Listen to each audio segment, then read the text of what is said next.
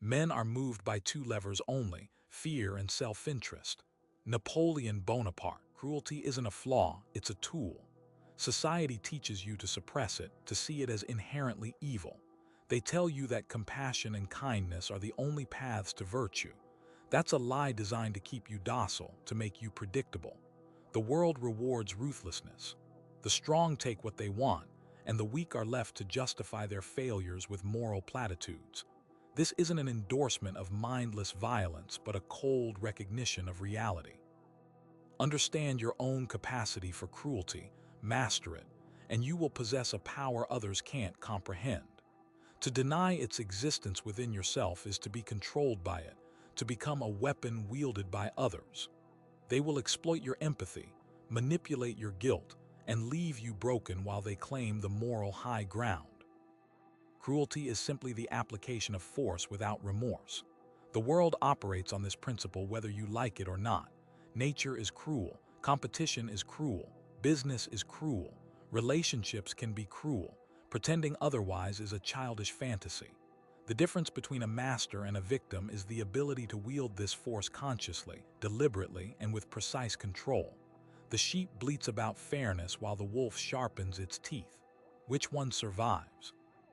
The goal is not to become a monster, but to inoculate yourself against manipulation, to harden your mind against the endless attempts to exploit your compassion. Imagine a surgeon. To save a life, they must cut, dissect, and inflict pain. Is that cruelty? According to the sentimentalists, perhaps, but the surgeon understands the greater purpose, the necessity of the act. They don't revel in the pain, but they don't flinch from it either. This is the essence of mastering cruelty, recognizing its potential for good, its necessity in a world governed by power. You must be willing to make the hard choices, to inflict pain when necessary, to protect yourself and those you care about. This requires a profound understanding of yourself, your motivations, and the consequences of your actions. It is a path of immense responsibility, one that demands constant vigilance and unwavering self-awareness. The alternative is to remain a pawn, a plaything of forces you refuse to acknowledge. To deny your capacity for cruelty is to surrender your agency, to become a victim of those who have mastered it. They will use your compassion against you, exploit your weaknesses, and leave you wondering why the world is so unfair. The world isn't unfair, it's indifferent. It rewards strength, cunning, and the willingness to do what others won't. Master your cruelty, and you master your destiny. It is not about inflicting pain for pleasure, but about wielding the power necessary to protect yourself and achieve your goals in a world that respects only force. Learn to detach, to analyze, to act without sentiment when the situation demands it. This is not about losing your humanity, but about safeguarding it in a world that seeks to devour it. This is about becoming the master of your own domain. The psychology of mastering cruelty isn't about embracing sadism. It's about dismantling the naive idealism that leaves you vulnerable.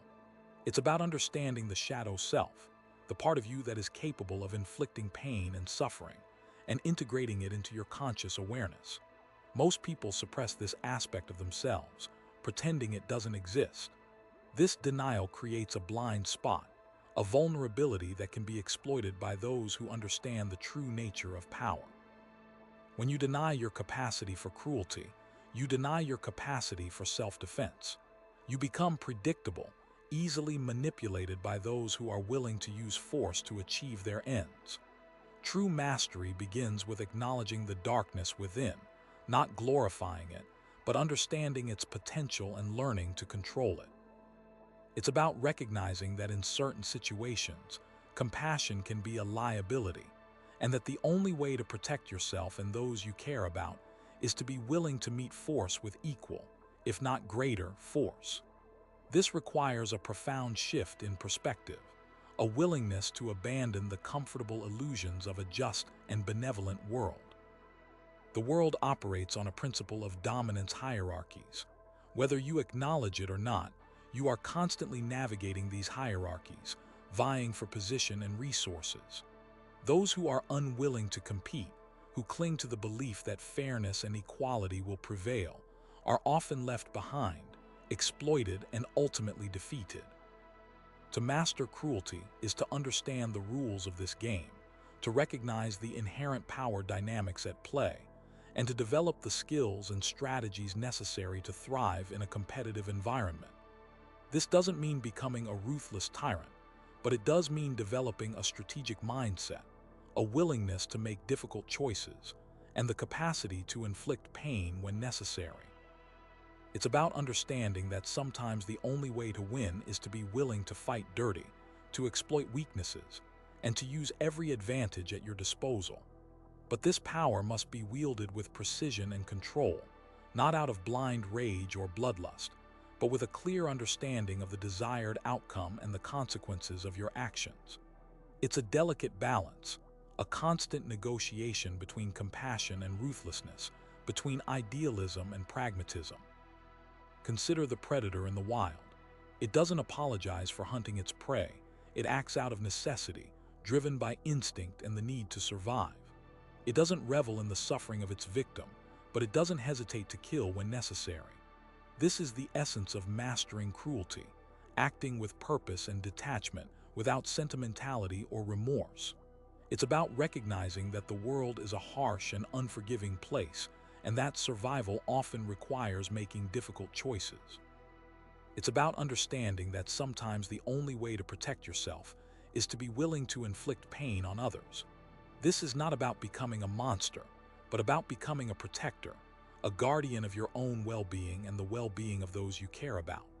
It's about developing the strength and the resolve to do what needs to be done, even when it's unpleasant or morally ambiguous. This requires a profound understanding of your own values, your own motivations, and your own limits. It requires a constant self-assessment, a willingness to confront your own flaws and weaknesses, and a commitment to continuous improvement. The ability to detach emotionally is crucial in mastering cruelty. Sentimentality clouds judgment, making you vulnerable to manipulation and exploitation. When you allow your emotions to dictate your actions, you become predictable and easily controlled. Detachment doesn't mean becoming a robot, devoid of all feeling, but it does mean learning to regulate your emotions, to prevent them from overwhelming your reason and clouding your judgment. It's about cultivating a sense of inner stillness, a state of mental clarity that allows you to assess situations objectively and make decisions based on logic and strategy, rather than emotional impulses. This requires a disciplined mind, a consistent practice of mindfulness and self-awareness. It requires the ability to observe your own thoughts and feelings without judgment, to recognize their influence on your behavior, and to choose your actions deliberately and consciously. Detachment is not about suppressing your emotions, but about mastering them, about using them as a source of information rather than allowing them to control you. Mastering cruelty also involves understanding the psychology of your opponents. To effectively wield power, you must be able to anticipate their actions, predict their reactions, and exploit their weaknesses. This requires a keen understanding of human nature, an ability to read people, and a deep knowledge of psychological manipulation. You must be able to identify their vulnerabilities, their fears, and their desires, and use this information to your advantage. This doesn't mean becoming a manipulative sociopath, but it does mean developing a strategic awareness of how people think and behave, and using this knowledge to achieve your goals. It's about understanding that people are often driven by irrational emotions, subconscious biases, and hidden agendas, and that these factors can be exploited to influence their behavior. This requires a constant study of human psychology, a willingness to observe and analyze the behavior of others, and a commitment to continuous learning. The ethical considerations of mastering cruelty are paramount. This is not about advocating for violence or advocating for the abuse of power. It's about recognizing the reality of power dynamics and developing the skills necessary to navigate them effectively. The potential for abuse is always present, and it is essential to maintain a strong moral compass, a clear sense of right and wrong, and a commitment to using your power responsibly. This requires a constant self-reflection, a willingness to examine your own motivations and actions, and a commitment to holding yourself accountable for your behavior. It's about understanding that power corrupts, and that the only way to prevent corruption is to maintain a strong sense of integrity and an unwavering commitment to ethical principles. This is not about becoming a saint, but about becoming a responsible and ethical warrior, a protector of yourself and those you care about, and a force for good in the world. The line between necessary force and unwarranted aggression is often blurred, and it is your responsibility to navigate this ambiguity with wisdom, caution, and unwavering self-awareness. Consider the corporate takeover, a classic example of strategic ruthlessness in action. Imagine a smaller company, built on innovation and passion, but lacking the resources to compete with a larger, more established player. This larger company, driven by a singular focus on market dominance, identifies the smaller company as a threat or perhaps as an asset to be acquired. They begin to apply pressure, not through direct force, but through calculated maneuvers designed to weaken the smaller company's position. They might launch a competing product, priced aggressively low, designed to undercut the smaller company's sales. They might poach key employees, offering significantly higher salaries and benefits, weakening the smaller company's team and disrupting its operations. They might spread rumors, subtly damaging the smaller company's reputation and eroding its customer base. Each of these actions, taken individually, might seem like a legitimate business tactic, but taken together, they form a coordinated campaign designed to cripple the smaller company and force it into submission. The executives of the larger company understand that the smaller company is vulnerable, not just financially, but also emotionally. The founders of the smaller company have poured their hearts and souls into their creation. They are deeply invested in its success, and they are likely to be resistant to any attempts to take it over. The larger company understands this, and they use it to their advantage. They might make a lowball offer for the company, knowing that it will be rejected, but using it as a way to create uncertainty and anxiety among the smaller company's employees and shareholders. They might leak information to the press, painting a negative picture of the smaller company's prospects and further undermining its value. The goal is to create a sense of desperation, to make the smaller company feel like it has no other option but to accept the larger company's terms. This is not about fair competition. This is about strategic dominance. It is about understanding the vulnerabilities of your opponent and exploiting them to achieve your objectives. The larger company doesn't necessarily hate the smaller company. It simply sees it as an obstacle to be overcome. It is a calculated, unemotional assessment of the situation and a willingness to take whatever actions are necessary to achieve the desired outcome. The individuals involved may feel a sense of unease, a recognition that what they are doing is not entirely ethical. But they rationalize their actions by telling themselves that it is just business, that they are acting in the best interests of their shareholders, that they are simply doing what is necessary to survive in a competitive environment. They suppress their empathy, they compartmentalize their feelings, and they focus on the bottom line. This is the essence of mastered cruelty, the ability to inflict pain and suffering without feeling remorse, to act ruthlessly in pursuit of your goals, and to justify your actions through rationalization and self-deception. It is a cold, calculating approach to conflict, one that is divorced from emotion and driven by a singular focus on achieving victory. And it is a powerful tool, one that can be used to achieve great things, but also one that can be used to inflict immense harm. The key is to understand its power, to recognize its potential for abuse, and to use it responsibly, with a clear sense of right and wrong, and an unwavering commitment to ethical principles. Because in the end, the true test of your character is not whether you are capable of being cruel, but whether you are capable of resisting the temptation to use that cruelty for your own selfish gain. The trap lies in believing that this mastered cruelty is an end in itself, a badge of honor to be worn and displayed. The weak mistake the suppression of empathy for strength, the rationalization of harm for strategic brilliance. They believe that by severing themselves from their emotions, they have become immune to weakness, that they have transcended the limitations of human compassion. But this is a dangerous delusion. True strength is not found in the absence of feeling, but in the ability to control it. It is the capacity to feel empathy, to understand the suffering of others, and yet still make the difficult decisions that are necessary to achieve your goals. The weak, however, are incapable of such nuance. They embrace cruelty as a shortcut to power, a way to bypass the hard work of building genuine strength and resilience. They become addicted to the feeling of control, the sense of superiority that comes from inflicting pain on others. They surround themselves with sycophants who reinforce their delusions, who tell them what they want to hear and shield them from the consequences of their actions. And in the end, they become prisoners of their own cruelty, trapped in a cycle of violence and manipulation that destroys everything they touch. Their relationships crumble, their reputations are tarnished, and their lives are ultimately consumed by bitterness and regret. They fail to understand that true power comes not from dominating others, but from mastering themselves. It is the ability to control your own impulses, to resist the temptation to act out of anger or fear, to make decisions based on reason and principle rather than emotion and ego.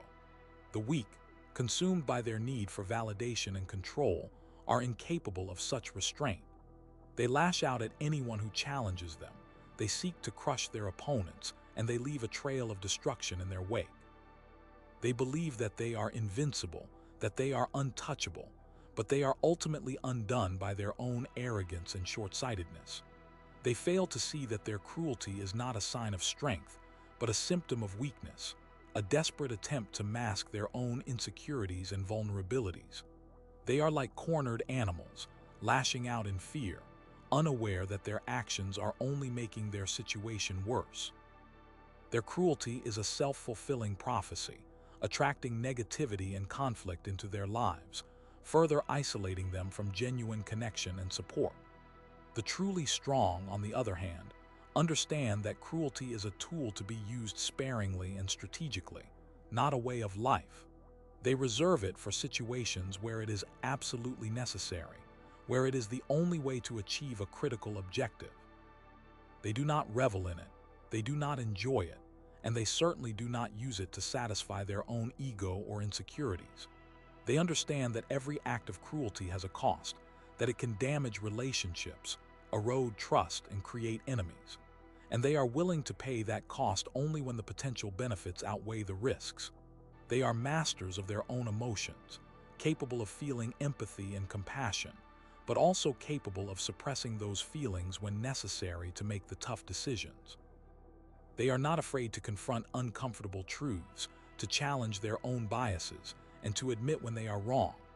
They are constantly striving to improve themselves, to become stronger, more resilient, and more effective. And they understand that the true measure of their success is not how much power they accumulate, but how much good they do in the world. The weak, blinded by their own self-importance, are incapable of such introspection and humility. They believe that they are always right, that they are always justified in their actions, and that anyone who disagrees with them is simply wrong or misguided. They surround themselves with yes-men who reinforce their delusions, who tell them what they want to hear and shield them from criticism. And in the end, they become trapped in a bubble of their own making, isolated from reality and incapable of learning or growing. This is the ultimate trap of mastered cruelty. It can blind you to your own weaknesses, insulate you from feedback, and ultimately lead to your downfall. It requires constant vigilance, a willingness to challenge your own assumptions, and a commitment to ethical principles. Without these safeguards, you risk becoming the very monster you sought to control. True mastery of cruelty demands a Machiavellian approach, a cold and calculating analysis of situations and people as they truly are, not as you wish them to be. This is not about indiscriminate brutality or senseless violence. It's about understanding the levers of power, the vulnerabilities of others, and the precise application of pressure to achieve a desired outcome. It's about recognizing that sometimes the most compassionate act is the one that appears the most cruel, a harsh intervention that prevents a greater harm from unfolding. Think of a surgeon who must cut into a patient's body to remove a cancerous tumor. The act itself is violent, painful, and invasive, but it is also necessary to save the patient's life. Similarly, the master of cruelty understands that sometimes they must inflict pain or discomfort on others, or even on themselves, to achieve a greater good. This requires a deep understanding of human psychology, the ability to predict how people will react to different stimuli, and the willingness to manipulate those reactions to achieve a specific goal. It also requires a degree of detachment, the ability to separate oneself from the emotional consequences of one's actions and to focus solely on the objective at hand. This detachment is not the same as sociopathy or a lack of empathy. It is simply a tool, a mental mechanism that allows the master of cruelty to make difficult decisions without being swayed by sentimentality or personal feelings. They understand that emotions can cloud judgment, that they can lead to impulsive actions and irrational choices. And so, they strive to control their emotions, to use them as a source of information, but not as a basis for decision-making. The Machiavellian approach also involves a keen awareness of one's own weaknesses and vulnerabilities. The master of cruelty understands that they are not invulnerable, that they are just as susceptible to manipulation and deception as anyone else. And so, they constantly strive to improve themselves, to identify and eliminate their own weaknesses, and to develop defenses against the strategies of others. They are students of human nature, constantly observing and analyzing the behavior of those around them, learning to recognize the signs of deception, manipulation, and weakness. They are also masters of deception themselves, capable of concealing their true intentions and projecting an image that suits their purposes. This is not about being dishonest or untruthful for the sake of it, but rather about controlling the information that others have access to and using that information to their advantage. They understand that information is power, and that those who control the flow of information control the narrative. Therefore, they are careful to cultivate a network of informants, spies, and allies who can provide them with valuable intelligence and help them to shape public opinion. They are also masters of timing, knowing when to strike and when to hold back, when to be aggressive and when to be passive. They understand that patience is a virtue, and that sometimes the best strategy is to wait for the right opportunity to present itself. They are not impulsive or reckless, but rather deliberate and strategic in their actions. They carefully weigh the costs and benefits of each decision, and they are willing to sacrifice short-term gains for long-term success. This requires a high degree of self-control, the ability to resist the temptation to act impulsively or emotionally, and the discipline to stick to a plan even when faced with adversity. The Machiavellian approach to mastered cruelty also involves a willingness to break the rules, to challenge the established order, and to defy conventional wisdom. The master of cruelty understands that the world is not always fair, that the rules are often rigged in favor of the powerful, and that sometimes the only way to achieve one's goals is to bend or break the rules. This is not about being a criminal or a rebel, but rather about being willing to think outside the box and to challenge the status quo. They are innovators, pioneers, and iconoclasts who are not afraid to question authority and to challenge the conventional wisdom. They are also masters of adaptation, able to adjust their strategies and tactics to suit the changing circumstances. They understand that the world is constantly evolving, and that those who are unwilling to adapt will be left behind. Therefore, they are constantly learning, growing, and evolving, always seeking new ways to improve themselves and to stay ahead of the curve. Consider the Roman Empire. Its rise wasn't built on kindness, but on a ruthlessly efficient system of conquest and control. They offered citizenship, roads, infrastructure, but only after subjugation. Their cruelty wasn't random, it was calculated, a tool for maintaining order and expanding power. They understood fear as a motivator, using public displays of force and punishment to deter rebellion. Think of the gladiatorial games, not just entertainment, but a constant reminder of the state's power over life and death. This wasn't about pure sadism. It was about psychological dominance, crushing any thought of resistance before it could take root. The Roman legions weren't just armies. They were instruments of policy, enforcing the will of Rome with unwavering discipline and brutal efficiency. Their engineers built roads and aqueducts, but these were also lines of control, facilitating troop movements and resource extraction. Even their legal system, a cornerstone of Western civilization, was used to codify and enforce their dominance. Laws protected Roman citizens, but they also served to marginalize and control conquered populations. The Roman model was simple: reward loyalty, crush dissent. It was a system that valued results above all else, and it allowed them to build an empire that lasted for centuries. Their cruelty was a means to an end, a tool for achieving and maintaining power.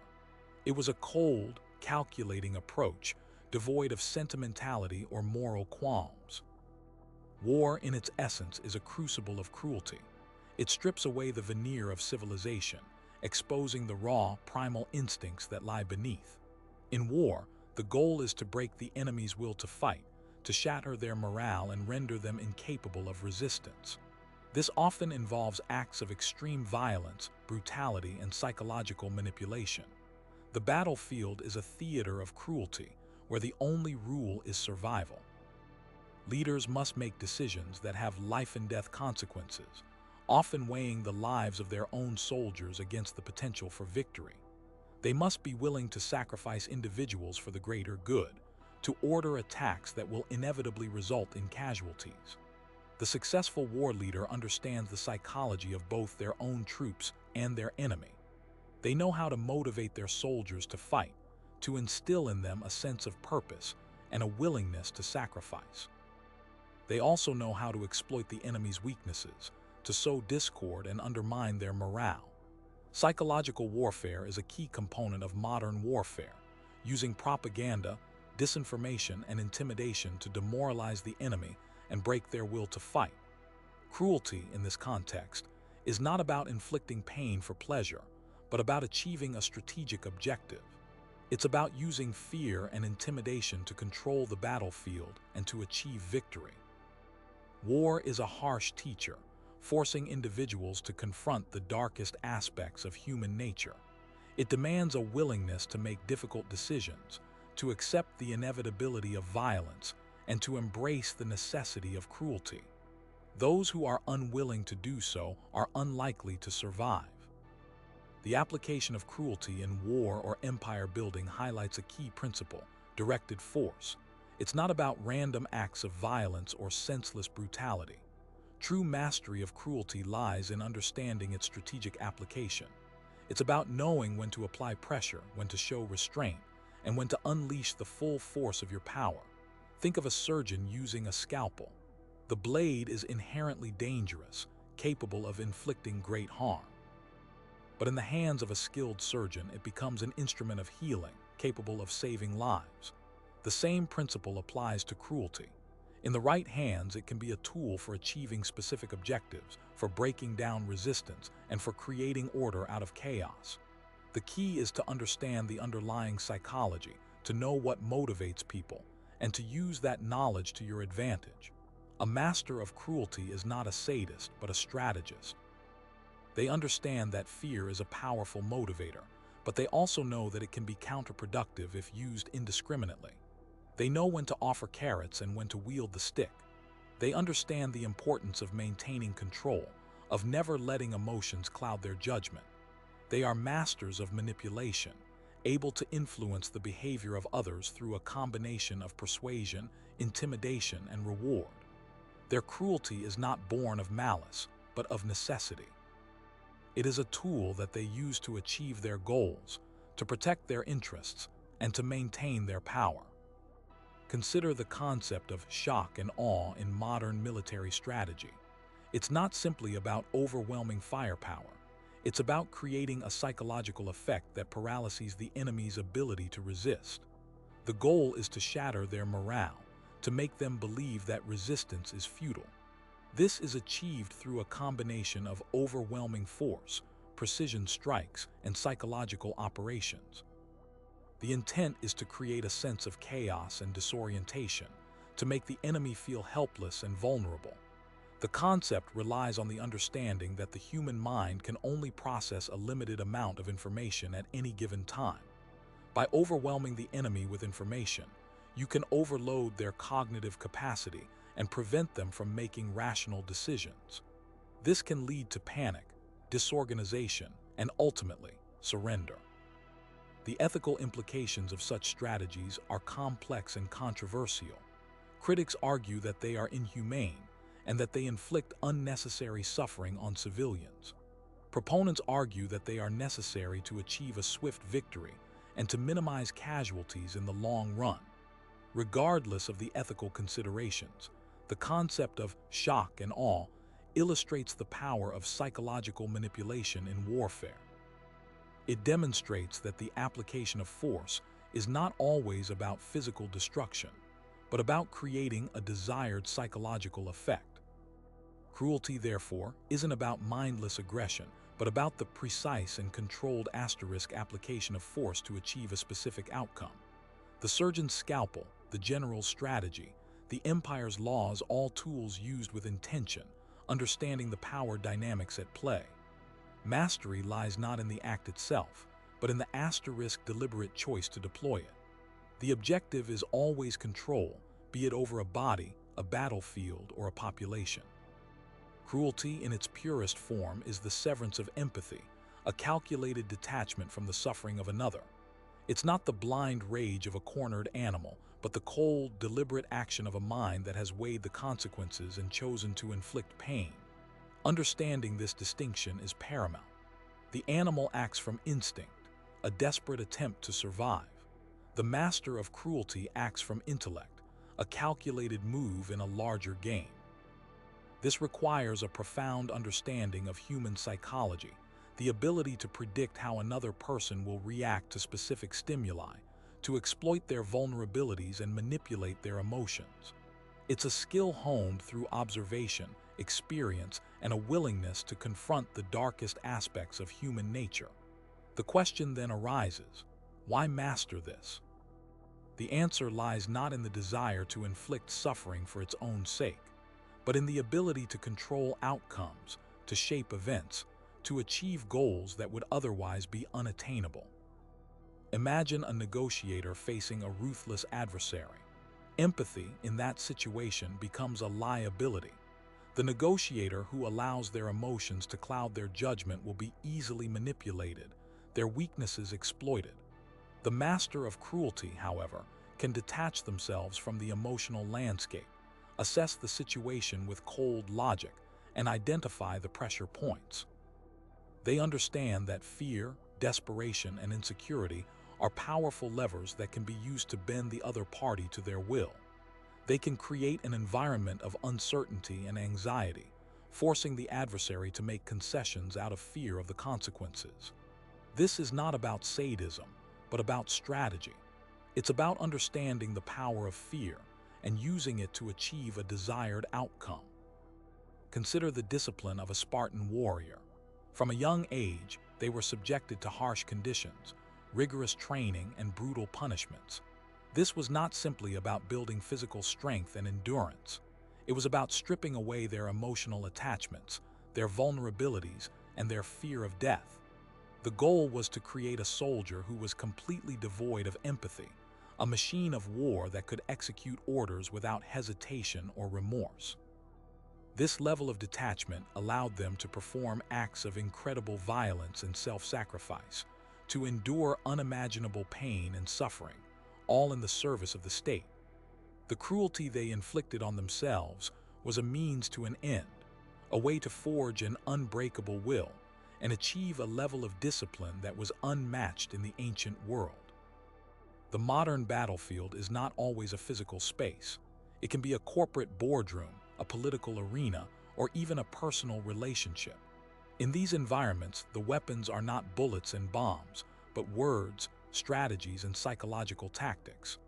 The ability to master cruelty, to detach oneself from emotional considerations and act with cold calculation, can be a decisive advantage.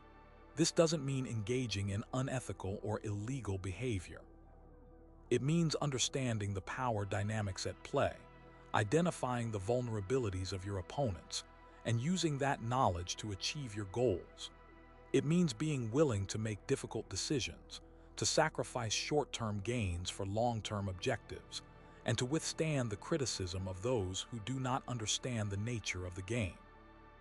The artist, for example, often subjects themselves to intense self-criticism, relentlessly tearing down their own work in pursuit of perfection. This can be a form of self-inflicted cruelty, a willingness to push oneself beyond the limits of comfort and endurance.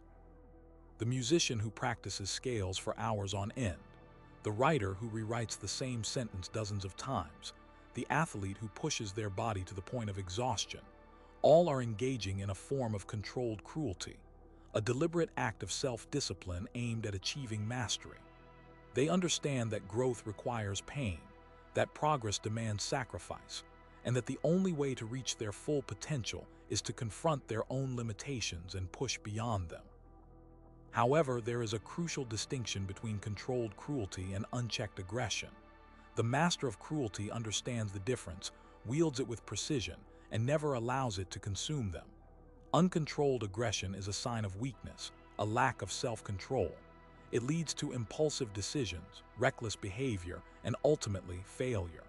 Controlled cruelty, on the other hand, is a sign of strength, a manifestation of self-discipline and strategic thinking.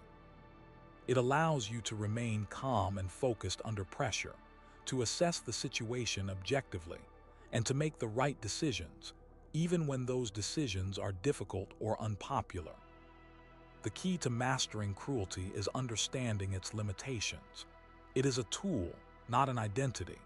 It should be used sparingly, strategically, and only when necessary. Overuse can lead to isolation, alienation, and a loss of empathy, which can ultimately undermine your ability to connect with others and achieve your goals.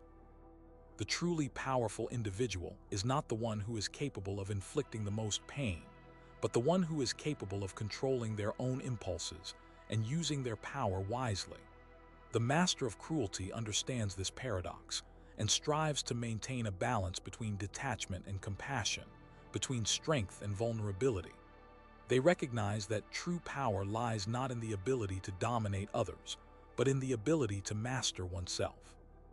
Consider the concept of tough love. It's a form of cruelty, a deliberate infliction of pain or discomfort intended to promote growth and development. A parent who disciplines their child, a coach who pushes their athletes to their limits, a mentor who challenges their protege to confront their weaknesses, all are engaging in a form of tough love. They understand that sometimes the most loving thing you can do for someone is to tell them the truth, even when it hurts. They are willing to risk their own comfort and popularity in order to help others achieve their potential. The effective use of cruelty is not about being malicious. It is about being honest and direct, about confronting difficult truths and taking decisive action.